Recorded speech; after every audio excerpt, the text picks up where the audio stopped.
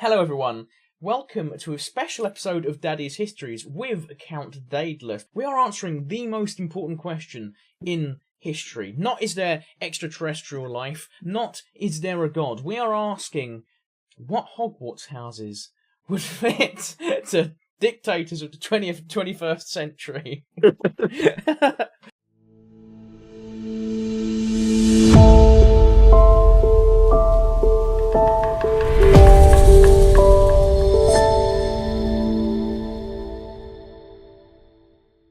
So, would you like to most important question ever?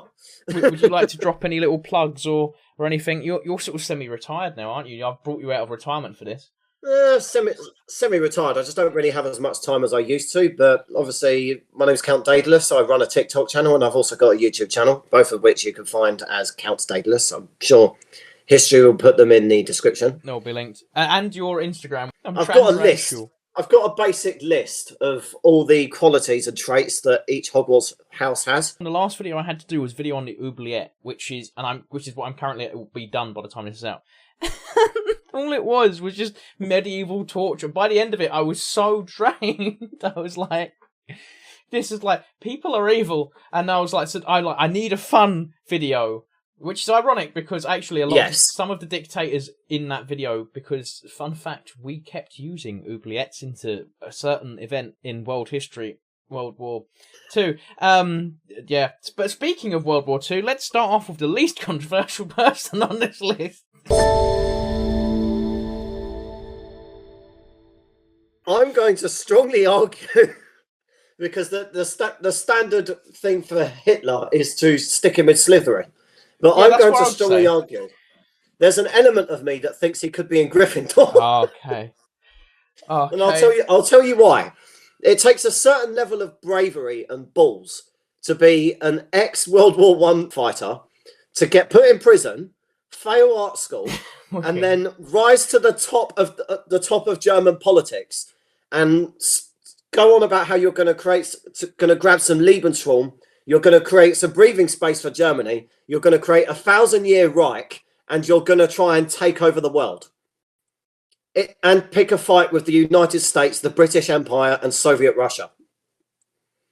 It takes a certain level of balls to actually try and do that in a small country like Germany, and actually go along with it till the bitter end, to the point where you've got Russian soldiers marching into Berlin. Okay, I see your point. As a counterpoint, so that we don't get cancelled, because this is possible. Like I'm not saying it was a good thing, for f***'s sake. I'm just saying.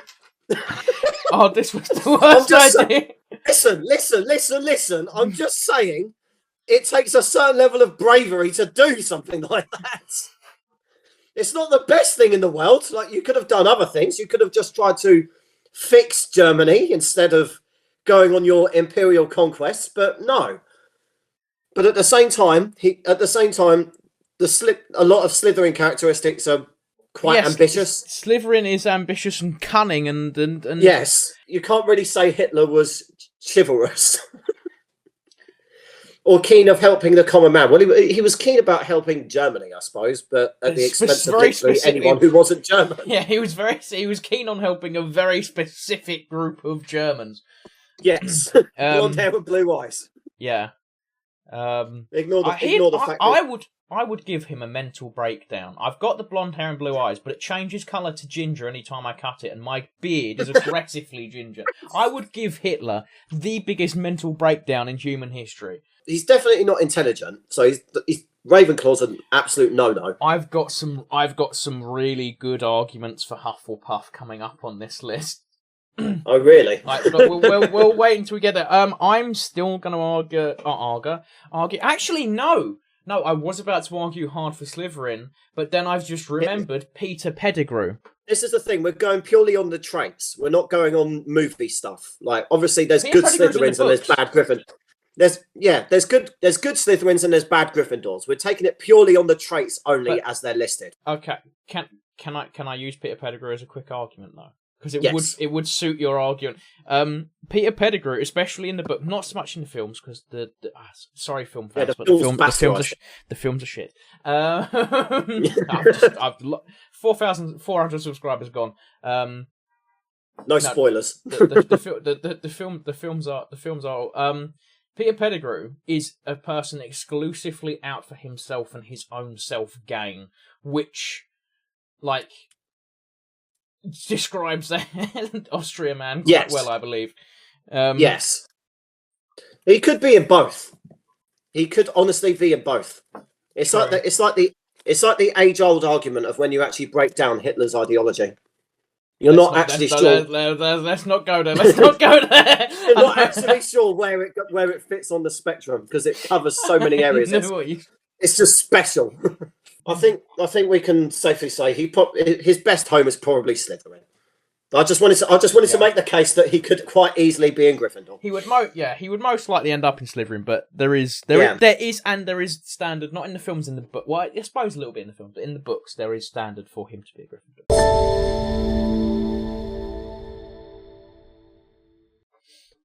Right, the next person on my list is the big man himself, the daddy. The big man of Russia. The other portion of the invading force of Poland, as everyone likes to forget.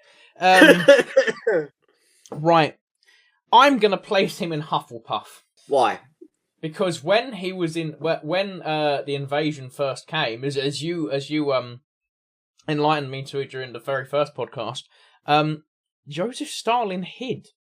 Yes. He hid away. Hufflepuffs tend to just be, like, everyone sees them as the silly, goofy sort of house, but Hufflepuff you don't belong in like house. Yeah, Hufflepuffs just don't want to be there, and they and when they do act out, they act out aggressively. I mean, that's a really good point, because the traits on him for Hufflepuff are hard work, patience, loyalty, and fair play. Maybe not fair play, but maybe not loyalty, because Stalin did let his own son die. Yes, I mean, at the same time, you could make the case for Hufflepuff. Now that I'm thinking about it, because he wasn't supposed to be the successor, as anyone who's studied the history of the Soviet Union would know. It was supposed to be Trotsky, and Stalin kind of just greased his way up the pole and started putting his people in charge, who were loyal to him, loyalty. Yeah, and he put a lot of hard work into basically making an insane cult of personality, to the point where he controlled every aspect of Soviet society. And if you so much as ever showed any signs of disrespecting him, well, you disappeared. Yep. I mean, again, I mean, to be fair, this is going to come up on pretty much every person on this list, because they're all evil people. Yes. Again, you could easily fit Stalin into Slytherin. Actually, I don't know. Maybe ambition and cunningness. He was definitely ambitious and he was definitely cunning, especially in World War II. But heritage and resourcefulness, I don't know about that. I mean, how resourceful is just throwing millions of people, just killing millions of your own people arbitrarily? And it certainly eradicates him from Ravenclaw. So I think no, he's definitely not. He's not a Ravenclaw. You can't lump him in you can't put him in my house. Come on. When the first time I did the test, I got Ravenclaw. Then I got Slytherin, and then I did it again recently, right? And I cheated, because I did it again recently, and I got Hufflepuff, and immediately deleted the account and did it again to get Gryffindor. You pathetic. I refuse. Look, I like. This is really bad, because I've just tried to explain how Hitler was in Slytherin. You know what? We're not going to talk about my favourite Hogwarts house anymore. I've changed my mind. It's a tricky one with Stalin, because I think Hufflepuff is. Aside with the cult of personality and the fact that he had death lists and whatnot and other things that we've previously discovered in other episodes, and it's just I just love the idea that this guy is like, no, that's not enough people dead. I don't look terrifying enough. Kill some more people. Like, what? And fun fact, Stalin also made use of standing cells. So like he had, I think overall the best, he does have qualities from like Gryffindor and Slytherin, but I would say he fits Hufflepuff the best. Hufflepuff gets Stalin. So we've got one person in Gryffindor, one person in Hufflepuff. It's not a competition that Hogwarts houses want to win. No. Right. Mr. Helicopter. Yeah, I was gonna say for the memes. El Presidente. Yeah, he puts the chill into Chile. Do you know what? He was quite smart and he was quite resourceful. I think Ravenclaw maybe. Well, to be fair, to throw a bone, I would say that could actually work because he was one of the only dictators that we deal with that advocated for a sensible economic plan, which was free market economics. Like he wasn't trying to collectivize the farms or anything like that. He did still have things like the Caravan of Death and whatnot. I suppose that could work actually with Pinochet being in Ravenclaw because he didn't really go on military crusades or anything like that. He wasn't like trying to expand Chile or anything like that. He was kind of just chilling. No pun intended. You could kind of put him in Hufflepuff as well because of hard work. True. Granted, he needed the support of the Americans to do it. He overthrew like the socialist president of Chile. I think instilled a military dictatorship. I think he fits Ravenclaw better though. Into the mind of the Sorting Hat. Yeah, we are currently plenty of hard work. I see. Not a bad mind on economics either.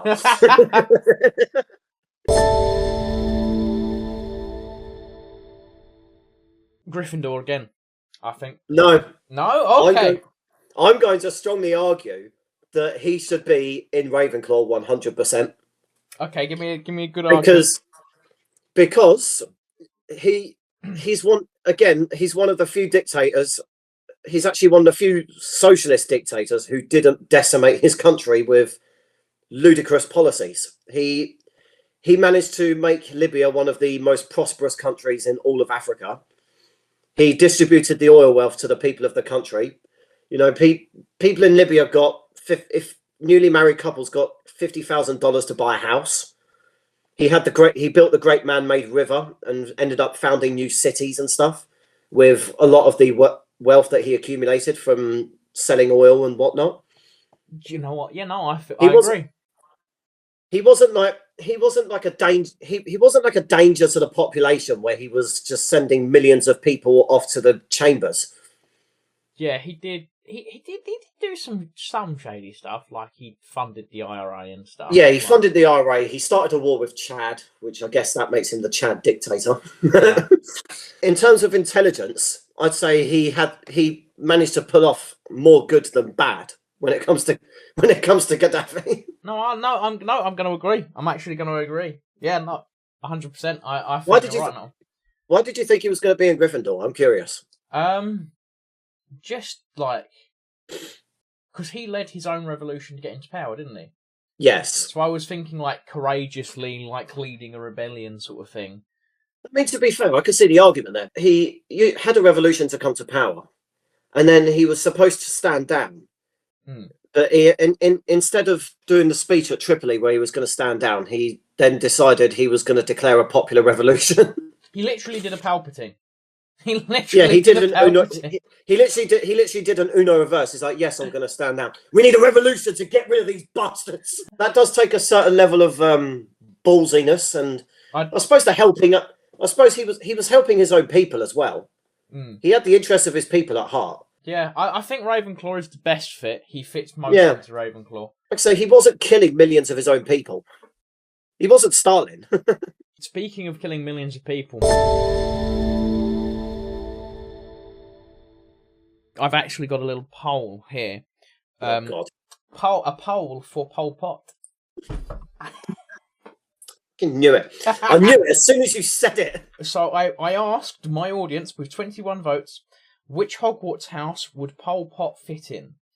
Joint third place, with 10% of the vote each, is Gryffindor and Ravenclaw, which makes sense. He wasn't exactly the smartest, and he definitely wasn't that courageous. You know, no. he got his arse tickled by Vietnam. Yeah, he got absolutely canned by Vietnam.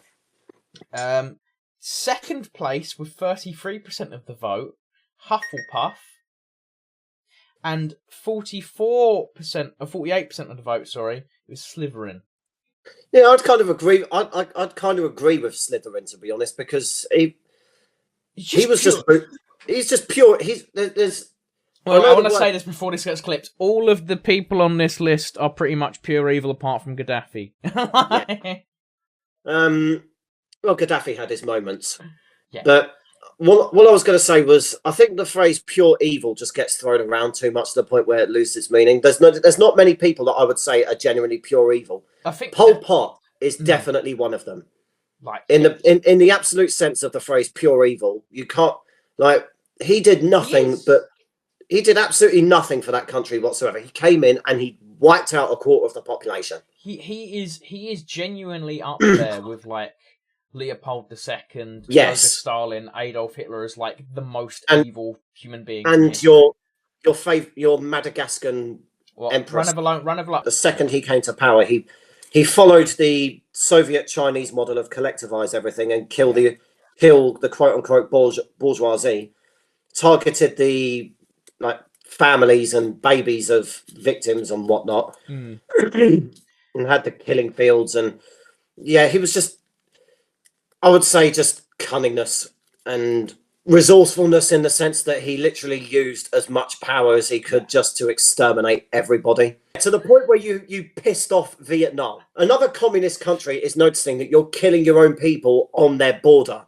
and they're just like, we're all communists here, comrade, but you are too much. It's not just that as well. Like, it's the same with Ranavalona killed. I think it was. Go and check my video, guys. Little self-riff there if you want to see the exact number. I'm fairly certain it's around 75% of her population. I know Pol Pot was it up higher than that. And if you scale that up, his was a third. His was just over a third of the entire country. Okay, so it's still. But if you scale that up to to Germany or Russia or China, the death toll would be insane. Now, if you did China today, that's 1.3 billion. A third of that is what? 400 million? 300 million? I don't know, I flunked 500? I flunked maths. It was 3 million out of a population of 8 million. Yeah. He is the easiest fit for Slytherin, and I would put him up as one of the most evil figures in history, alongside Adolf Hitler, Stalin, and Leopold II. Yeah, Slytherin takes the L. I must say, ever since I was little, the word dictator is always because it always suits so well. Dictator. I know, obviously, in ancient Greece it had different, in Rome and all that as well, it had different meanings, but in the modern sense, it does fit very well. Dictator. It's your turn to pick. It's your turn to pick a dictator. Don't forget, I don't think we put Mao on the list, so we could probably add Mao in. Yeah, we could probably do Mao. We could do Mao a bit later. We've done Pol Pot, Stalin, Adolf, Gaddafi. We could add a few Mao. We could add a few Mao dictators.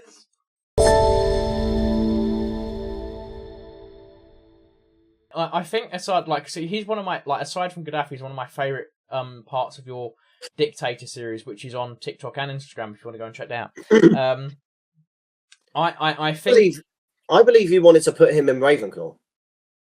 Yeah, because he's a nerd. He's a smart IT nerd. Yes, for those who don't know, Bashar al-Assad is actually an interesting case. He wasn't supposed to be the president of Syria. Obviously, his dad was in charge, and his oldest son was sort of supposed to be the successor, but his oldest son died before he could take power. And then when the dad died, the only person that was left was poor old Bashar, who was doing an honorary doctorate in ophthalmology, I think, in London. And I've done quite a lot of digging into Assad, and supposedly a lot of his former students that he was with, his fellow students, were saying that he described him as kind of a geeky IT type kind of guy. There's an interesting parallel between Assad and Henry VIII, because Henry VIII wasn't meant to be king. His older brother died, and then Henry VIII immediately, he tried to do good, but then, as we all know, went a little bit insane. He may have been bonked on the head. I've got a podcast episode on this. You should go. This entire episode has been. Stop plugging yourself. Hey, I literally plugged. No, don't finish that. I plugged your Dictator series True, I'm only joking. Literally a few seconds. Ironically, he was just a nerd who just wanted to do nerd stuff. But randomly, he gets a call one day saying, "Sorry, your ophthalmology doctorate is no longer used. You're now the president of Syria. Oh, by the way, the Americans and the British are going to try and kill you." Imagine that. Imagine waking up to that. So yeah, that's the argument. He could be a Ravenclaw, but you could also put him in Gryffindor. Okay, interesting argument for Gryffindor. Go on. Because he's had so much opposition, and he's still in power. He's had various uprisings like the Arab Spring. He's had to deal with pressure from the United Nations, the European Union, the combined powers of the United Kingdom, the United States, NATO, most of the Sunni Arab world, like Saudi Arabia, and ISIS. And he's still in power. I'm going to say it's a 50-50 split there because he fits both of those fairly well. And another instance of Gryffindor is helping others. A lot of these Arab dictators, like not so much Saddam Hussein, but definitely with the Assads, is they're very secular. A lot of the Shia areas like Syria are slightly more secular, whereas Saudi Arabia is predominantly Muslim fundamentalist. And a lot of the like Christian and Jewish minorities, maybe not so much Jewish, but Christian minorities and whatnot, they usually tend to side with the dictator because the dictator's protecting them. I'm always going to remember when Aleppo, 2016, the infamous city of Aleppo that was constantly in the news. What was not circulated in the news is when Assad took Aleppo back and they had their first Christmas since the war, they had Christmas trees everywhere. It literally looked like Christmas Island. I don't know if Assad. It could be an even split between Gryffindor and Ravenclaw. We're basing Ravenclaw purely on his past, but if we his pre-dictator of the country. Okay, I'll give it to Gryffindor then. Okay, I'll give it to Gryffindor. Jorge, not Georgie. No, it's not Jorge we was doing. Jorge wasn't the one who invaded the Falklands. I thought we was going to do. Basically, everyone, as we decided on this one, because neither of us know absolutely anything about the guy who invaded, the guy who was the Leopoldo. There you go, Leopoldo Galtieri. There was also another Argentinian dictator that I thought was called Georgie, and it was actually pronounced Jorge. Either way, dictator of West Falklands. We're just going to call him Galtieri because I'm confident that I'm pronouncing his surname correctly. I'm going to dump him in Slytherin because his stupid ambition of thinking that he could take the Falklands with the backing of the Americans. The Americans didn't even properly back him. This is one of my favourite things to bring up. What people don't know is that originally we weren't going to protect the Falklands. Thatcher really wanted to. And she was under massive pressure from Reagan, like, don't do it. That's our guy. And Thatcher basically went like this to him, the last British Prime Minister to basically tell the Americans to do one. No, that's our island. Your guy's invading our space. We're going to go and liberate it. I don't know if I'd put him in Slytherin. I would... We also have to bear in mind, let's be honest, the reason why he did it. It's because his country was failing. It was on the verge of collapse. And how do you, in old school planet Earth politics... How do you appease the masses who are very pissed off of your regime? I'm against all war, regardless of who it happens to, by the way, yes, people. War is bad. Ambition and cunningness. I wouldn't say resourcefulness because they got their asses handed to them by an island on the opposite side of the planet. And they had a load of the Exocet missiles that were... Was it France that sold them the Exocet missiles? Or was it Brazil? I know one of them sold them Exocet missiles. Put it in the comments below alongside all your angry comments about where we put people into houses. Yes. So we're putting the dictator of the West Falklands into Slytherin. Slytherin and Gryffindor are currently leading for dictators. So let's... Surprise, surprise. The only two that ever got recognised. The other two never got any love. That does make sense. Well, unless Dumbledore comes in at the end and be like, 10 points to Gryffindor for breathing. His Excellency, President for Life, Field Marshal Al-Haji, Dr. Idi Amin Dada, VC, DSO, MC, Lord of all the beasts of the earth and fishes of the seas, and conqueror of the British Empire in Africa in general, and Uganda in particular.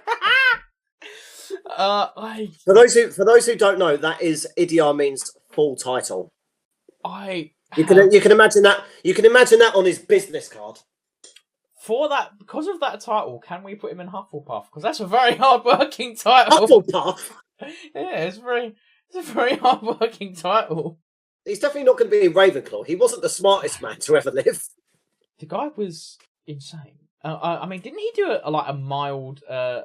Mild. Didn't he do like a full-blown genocide of Indians? Like he was like you had to go back to India, like or am I thinking of someone else in Africa?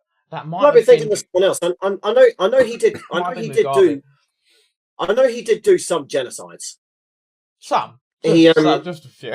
He was pretty ruthless. He didn't have an ideology or anything like that. He wasn't a communist or a fascist. He was just, I'm me, Lord of all the beasts. Yeah. But apparently, he also boasted about eating human flesh and things like that. He liked to be left alone with the bodies of his victims. He's a really dodgy guy. Which is again, I gotta say, it gives me Hufflepuff vibes. He's like, I'm just working. I just wanna like take over my country. I'm gonna work hard for that. I've worked hard for this. I just want to sit and quietly eat my human bodies in peace. Based on his previous experience, he was a military man. He was in the British Army. Yeah. He was a heavyweight boxing champion as well. When you look at the guy, you can clearly see it. He definitely was hard-working, but it didn't really pay off because Uganda wasn't in a good state under him. And then he decided to pick a fight with Tanzania, which got him removed. And then he spent the rest of his life in exile in Saudi Arabia, basically saying that Uganda needed him. And still does. Didn't he also say that he was like going to invade Israel at any point while he's in Saudi as well? Like he was going to return to Uganda and invade Israel, something crazy like that. Which is weird because he did get surprising Israeli support. He did get backing from Israel at one point. Do you know what the weird? And this is whenever someone brings up Idi Amin, for some reason he always reminds me of Snow White. I think it's the Lord of the Beast. It's the Lord of the Beast bit. You know, right? In a kid, when she as a kid watching a Disney movie, she starts singing and all the animals come to her. And for some reason, my brain links that moment in cinema history to Idi Amin calling himself the Lord of the. That's it. I didn't know what to expect. Did not know what to expect. You know what I mean? Snow White, yeah. I can see the parallels. Idi Amin, no, I'm the fairest in all of Uganda. We're gonna settle with Hufflepuff then, are we? Yeah, I think Hufflepuff. Yeah, because I don't think he fits anywhere else. Yeah, he's not courageous. He's not courageous. He was basically the Walter White of Uganda. He had a massive ego. Yeah. Which I suppose is the only un-Hufflepuff quality. I think Hufflepuff. Please let Hufflepuff win this. Please let Hufflepuff end up winning this. So we're agreed on Hufflepuff, yes? Yes. Kim Jong-il, I suppose, is a bit... I would say Kim Jong-il is smarter than Kim Jong-un.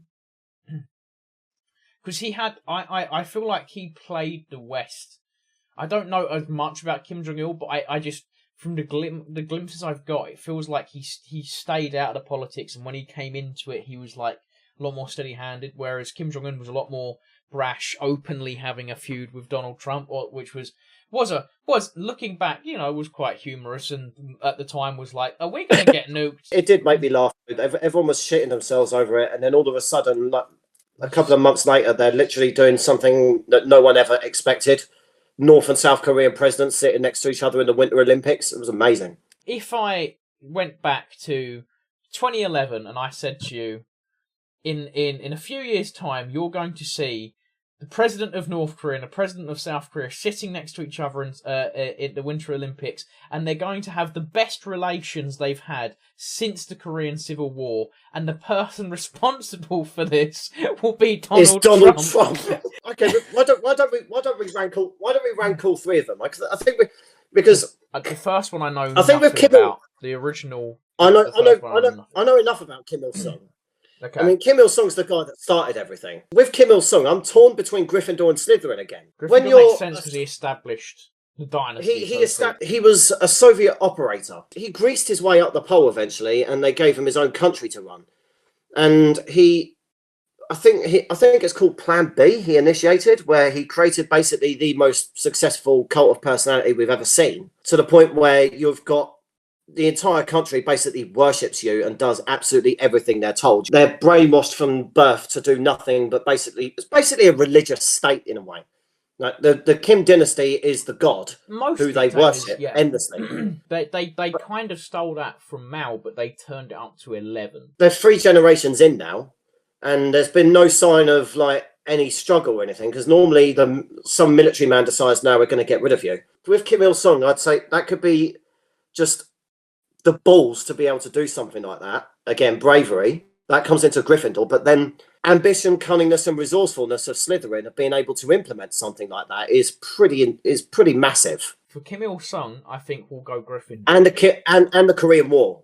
Yeah, I think we've got the Korean. For Kim Il-sung, I think we go Gryffindor. Kim Il-sung could definitely be Slytherin because of the ambition of trying to unite Korea and actually doing it, trying to. Okay, so we'll go Slytherin for Kim Jong-il, for Kim Il-sung. Kim Il-sung. And then for Kim Jong-il, should we go Slytherin again? Do you know he didn't actually do that much.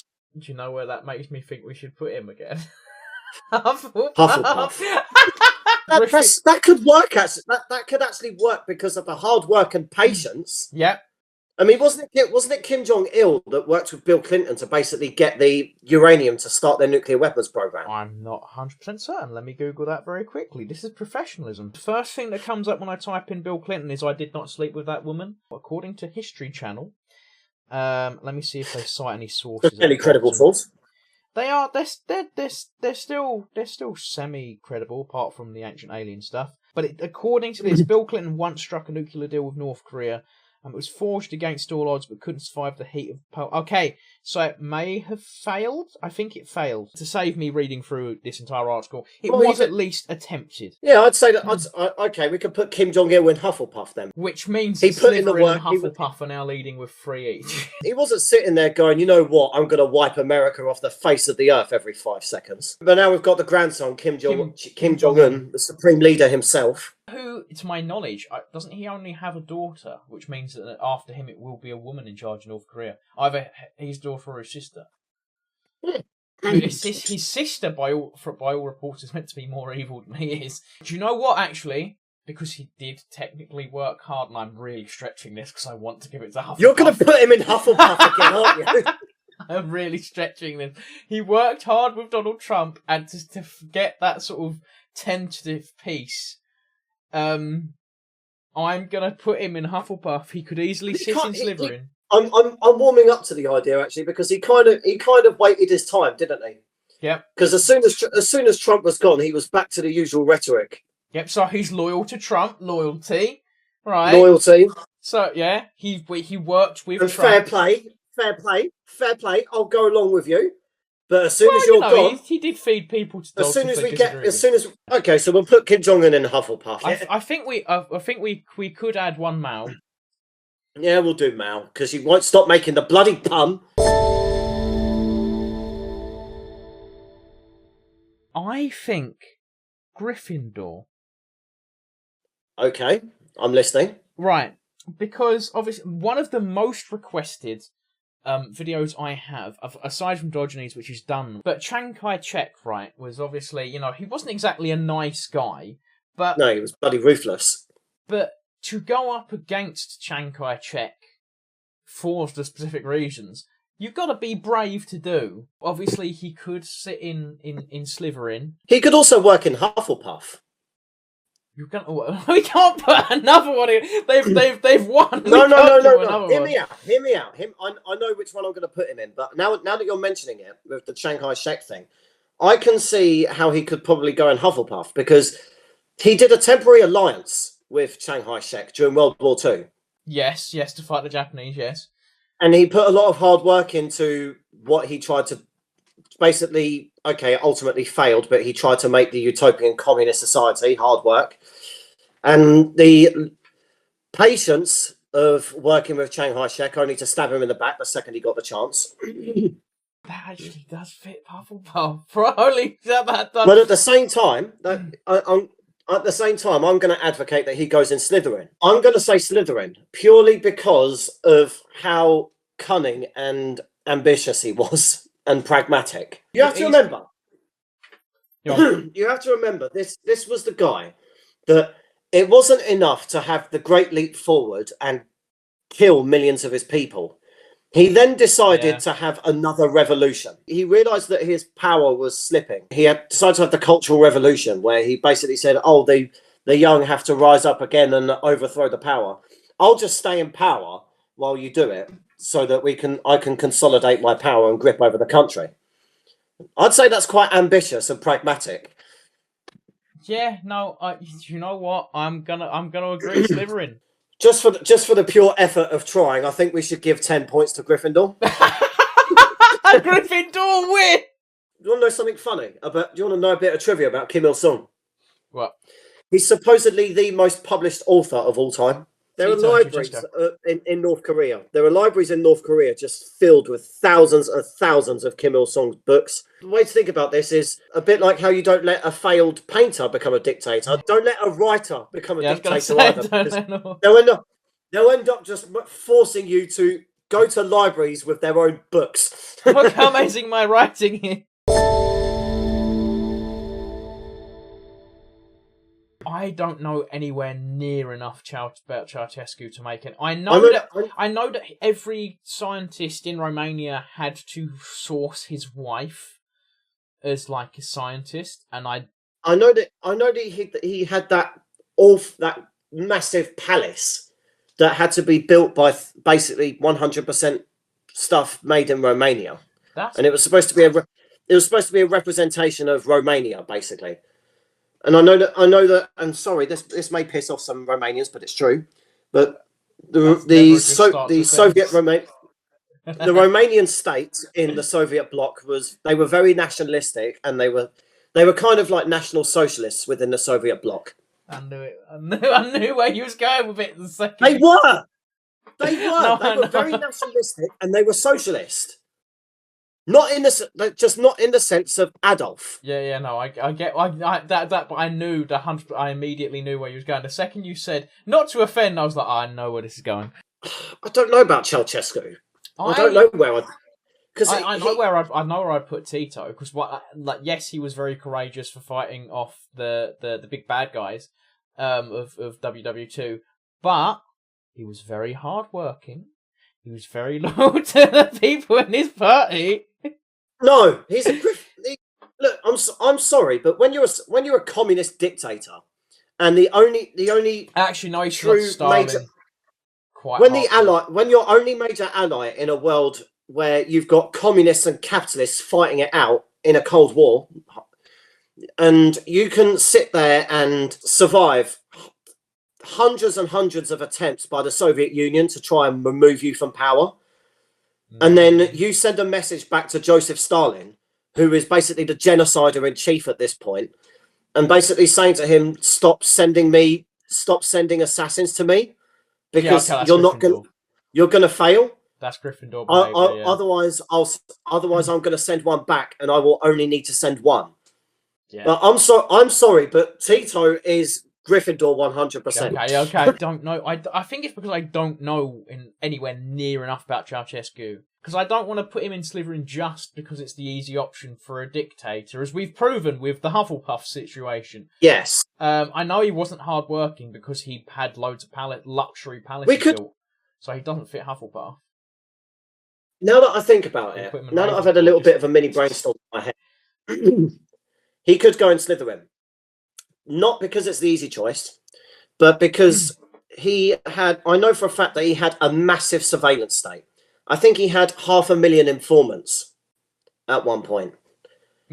Basically people snitching, and which is very Slytherin. With that big Gorny palace that I told you about, where everything had to basically be made in Romania, that comes under heritage and resourcefulness to an extent. So it would fit Slytherin. But as we did earlier, to keep in tradition, Tito's late arrival has made me think that we should give at least 40 points to Gryffindor. Like, just to make it fair. That's the thing. When you're a socialist dictator and you go up against the literal the socialist superpower at the time, and you actually make him himself. Stalin was a coward. Stalin was an absolute coward. Yeah, that's why I'm fairly certain that Stalin and Tito fought over, like, whose version of communism was going to be implemented in Greece. I'm fairly certain that was a thing. Yeah. I think that was a thing as well. I mean, Stalin was a massive paranoid loon. That's why he was such a genocidal tyrant. What split first? Was it the Soviet Union? It was the Soviet Union split before Yugoslavia, didn't it? Or was it the other way around? Yeah, the Soviet Union split in 1991. Yugoslavia outlasted by literally a couple of months. Actually, it's less than that. It's literally a matter of days. The official date of giving all states independence was December 26th, 1991. And the 9th of January 1992, the Bosnian Serb Assembly proclaimed separate Republic of Serbian people of Bosnia and Herzegovina. Tito's legacy outlasted Stalin's legacy by a matter of days. Still, a win is a win. A win is a win. A win is a win. A win is a win. Would you like to plug yourself one more time? Yeah. So I've got, my name's Count Daedalus on TikTok. You literally find me as Count Daedalus. It's the same on YouTube and it's the same as Instagram. I've also got a Getter, but I don't really use it. I must admit, it's kind of been neglected. I mainly focus on Instagram, political commentary yeah, with a bit of satire.